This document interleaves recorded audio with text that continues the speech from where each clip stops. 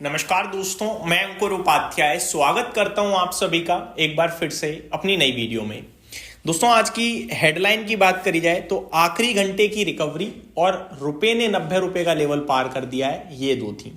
Stock specific कहां पे news थी वो मैं आप सभी के साथ इस वीडियो में डिस्कस करूंगा। अराउंड 7 स्टॉक्स जिनके बारे में बात करना चाहूंगा जो खबरों के दम पर बड़े एक्शन में थे। एंड लास्टली बात करेंगे, अगर तेजी की बात करें तो एक ही तरफ चल रही है, सोना चांदी। सबसे पहले बात करना चाहूंगा आज की बिग ब्रेकिंग जो पूरे देश को हिला के रखी हुई है, वो है रुपया। रुपये ने आज एक बार फिर लाइफ लो का स्तर टच कर दिया है। 90.25 के भी नीचे फिसल गया है रुपया, यानी कि $1 की कीमत अब 90 रुपए 25 पैसे हो चुकी है, जो कि देश के लिए बहुत बड़ा झटका है। केवल इतनी ही नहीं दोस्तों, यहाँ पे इकोनॉमिक एडवाइजर की तरफ से कमेंट आता हुआ दिख रहा है, और वो कमेंट ऐसा है जिसपे हम ट्रस्ट करें तो कैसे करें। कमेंट ये आया है कि ये जो घटता रुपया है, माफ कीजिएगा, इससे इन्फ्लेशन या एक्सपोर्ट पे कोई कमी नहीं आएगी, ये कहा है उन्होंने। मैं एग्जैक्टली वर्ड शेयर करता हूं। India's chief economic adviser says rupee's decline is not affecting inflation और exports, but how it is possible. हो ही कैसे सकता है, ये एक सोचने विचार करने वाली बात है, क्योंकि आपका अगर रुपया कमजोर होगा देन डेफिनेटली आपको महंगा सामान खरीदना पड़ेगा। महंगा खरीदना पड़ेगा तो वो कहीं ना कहीं एट द एंड इन्फ्लेशन को कॉस्ट करेगा ही करेगा, इंपैक्ट करेगा ही करेगा।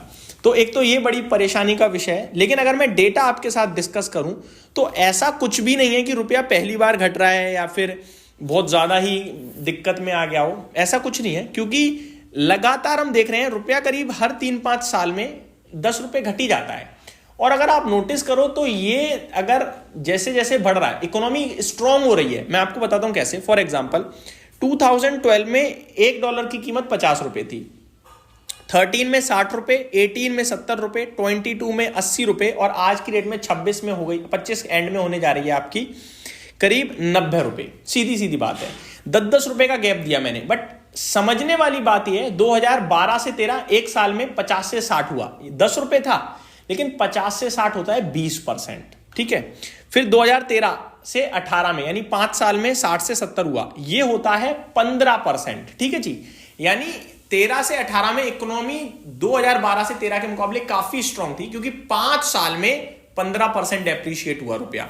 फिर 18 से 22 यानी 4 साल में 70 से 80 हुआ, ये होता है आपका 13-14%। तो यहां 4 साल में 14% डेप्रीशिएट हुआ, जो कि इक्वली इंपॉर्टेंट था 13 से 18, क्योंकि वहां 15% डेप्रीशिएट हुआ, लेकिन 5 साल भी लगे थे। यहां 4 साल में 13% हो गया, तो इक्वल है।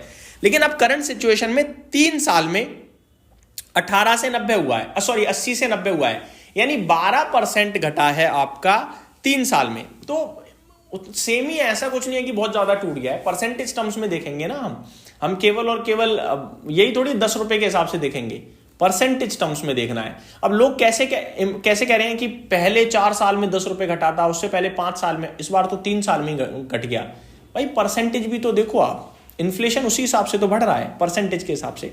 तो ये मेरी तरफ से आपके लिए रुपए को लेकर डिटेल्स थी। अब आ जाता हूं आखिरी घंटे की रिकवरी पे।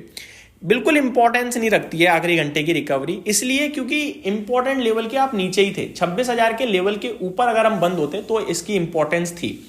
मैं तो ये कह रहा हूं कि ऊपर में और मौका मिल गया, जो शॉर्ट करके बैठे हैं उन्हें हायर प्राइस पे कॉल बेचने का। अगर 26,000 के पार होते बंद तो थोड़ा स्ट्रेंथ दिखती।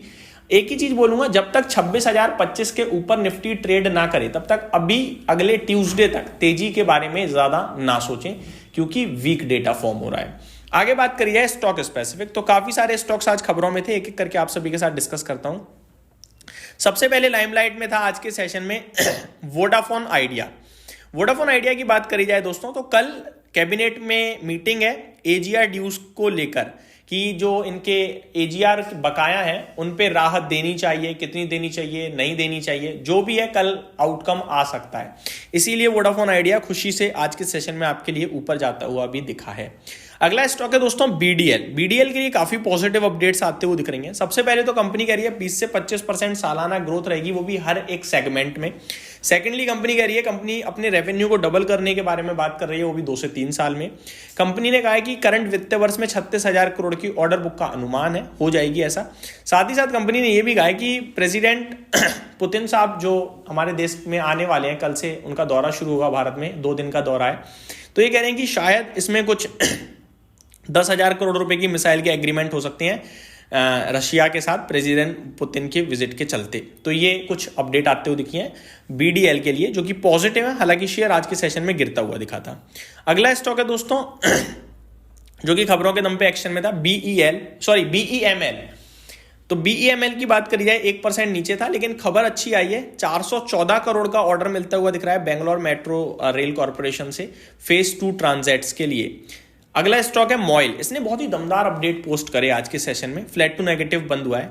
रिकॉर्ड लेवल का प्रोडक्शन, रिकॉर्ड लेवल का रिकॉर्ड लेवल की सेल कंपनी ने नवंबर में क्लॉक करी है, जो कि काफी पॉजिटिव मानी जाएगी। अगला स्टॉक है दोस्तों एनबीसीसी। इसके लिए भी पॉजिटिव अपडेट थी, कंपनी को 666 करोड़ के ऑर्डर मिलते हुए दिखे हैं। अगला स्टॉक है दोस्तों आप सभी के लिए एंजल वन, जो कि आज घटता हुआ दिखा है। गिरावट के पीछे रीजन मेरे को लगता है कि नहीं था, आज जिस लिए घटा है वो तो मेरे को नहीं पता, लेकिन अपडेट जरूर बताना चाहूंगा। नवंबर में क्लाइंट फंडिंग जो है वो 59.5 बिलियन पे पहुंची है, यानी कि करीब 6,000 करोड़ पे आप कह सकते हैं। 50% साल दर साल इंक्रीज था। क्लाइंट बेस करीब 35.08 मिलियन हो चुका है, जो कि 21.9% की बढ़त है साल दर साल।